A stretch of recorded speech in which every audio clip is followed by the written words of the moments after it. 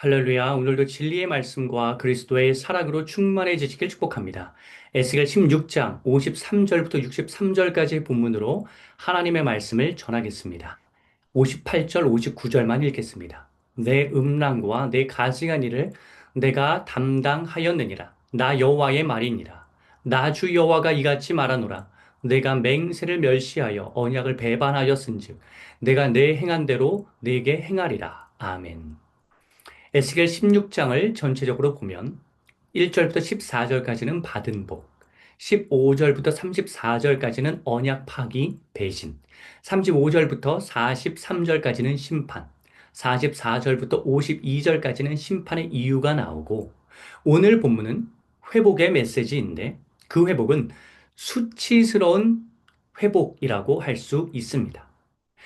비록 왕후의 자리에 오르면서 얻게 된 복을 우상 숭배 등의 죄악으로 탕진해버린 예루살렘이지만 하나님께서는 긍휼을 베푸셔서 53절 하반절 사로잡힘을 풀어주시고 60절 세우신 영원한 언약을 기억하시겠다고 말씀하십니다. 하지만 이는 남유다가 잘해서 얻게 되는 회복이 아니라 하나님의 성품이 자비라서 누구나 얻게 되는 회복입니다.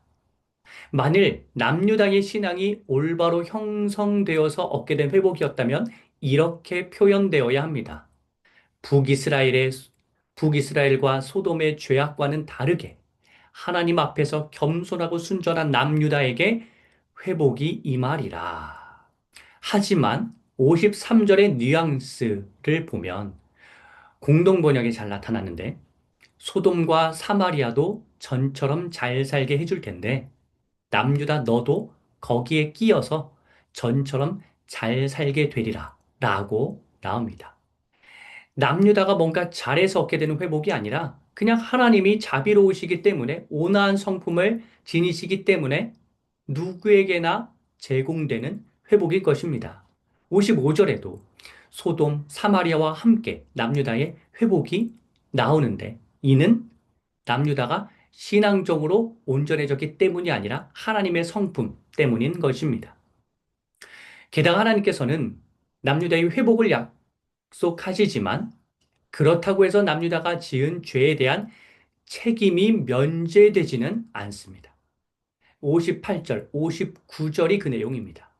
표준 세번역으로 보면 음행과 역겨운 일을 저질렀으니 그 벌을 면할 것이라고 생각하지 말라고 하시고 너희가 맹세를 하찮게 여겨 언약을 깼으니 나도 똑같이 해주겠다고 말씀하십니다.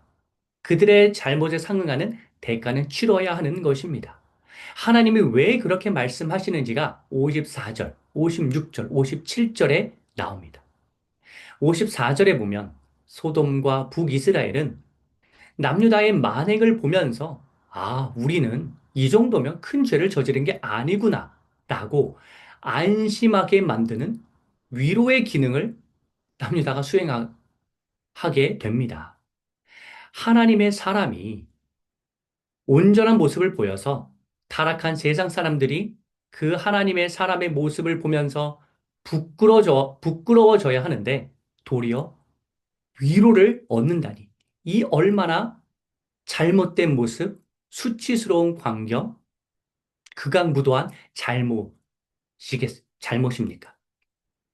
56절, 57절. 남유다는 교만하던 시절에 비웃었던 소돔보다 더 큰 악행을 저질러서 아람과 블레셋 등의 이방 민족에게 멸시를 받는 처지로 전락합니다. 참고로 57절 아람은 에돔으로 볼 수도 있습니다. 한글 리을과 디귿에 해당하는 히브리어 자음이 비슷해서 생겨나는 이 해석의 번역의 차이입니다. 북동부의 강국 아람, 즉 시리아로 보든 남쪽의 형제 민족인 에돔으로 보든 아무튼 남유다는 하나님이 선택하신 민족다운 모습을 보이지 못했다는 점에서는 매한가지입니다. 그러니 자기 잘못에 상응하는 대가를 지불해야 하는 것입니다. 여러분, 우리가 구원의 문제에 있어서는 아무리 큰 죄를 저질러도 우리가 회개할 때 하나님께서 용서해 주시고 우리를 천국의 길로 인도하시는 하나님의 놀라운 은혜를 경험하지만 삶의 영역에서는 내가 한 행동에 상응하는 책임을 져야 하는 게 당연합니다.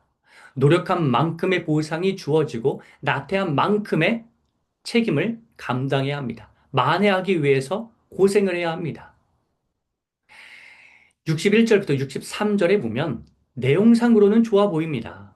형 북이스라엘과 아우 소돔이 내 형제가 아니라 내 딸, 즉 자녀가 되게 하시겠다고 말씀하시니 이는 영적으로 북이스라엘과 소돔보다 우위에 있게 하시겠다는 의미라서 좋아 보입니다.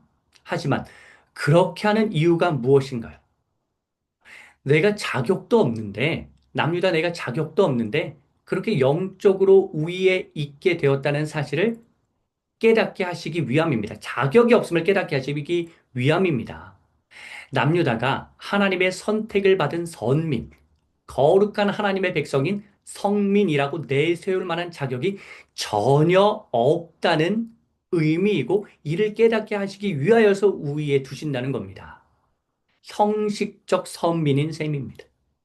이는 나중에 이방인 구원 사역이 시작되면서 근거가 되는 개념으로 활용됩니다. 율법과 할례를 받았다고 해서 무조건 하나님의 선택을 받은 자라고 할 수 없고 참 신앙은 마음의 할례를 행해야 하고 하나님의 말씀을 진실로 실천해야 한다는 그러한 가르침을 주는 개념으로 이 구절이 활용됩니다. 사랑하는 성도 여러분, 최대한 죄를 짓지 마십시오. 죄를 멀리 하십시오. 믿는 우리는 구원을 모두 받겠지만 우리 삶에서 고생을 덜기 위해서는 죄의 문제를 해결해야 합니다. 능동적으로 짓는 죄뿐만 아니라 나태함의 죄 또한 점검해야 합니다. 삶의 현장에서 우리가 겪게 될 난관은 참으로 많습니다. 세상이 악하기 때문에 겪게 되는 어려움입니다.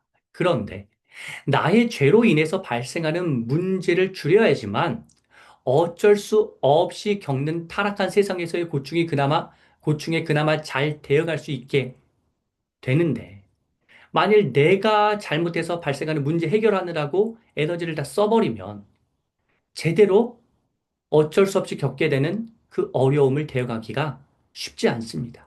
인간이 가진 에너지는 한계가 있는데 내 잘못으로 인하여 발생하는 문제 해결의 촉각을 곤두세우느라 정작 타락한 세상이 주는 어려움을 극복하는 데 쓸 에너지가 부족해진다면 얼마나 인생이 피곤해지겠습니까? 사랑하는 여러분, 오늘도 하나님 앞에서 정직하고 성실하게 살아가기를 바랍니다. 하나님께서는 우리가 더 순전하게, 순결하게 하나님 앞에서 정직하게 살기를 원하십니다.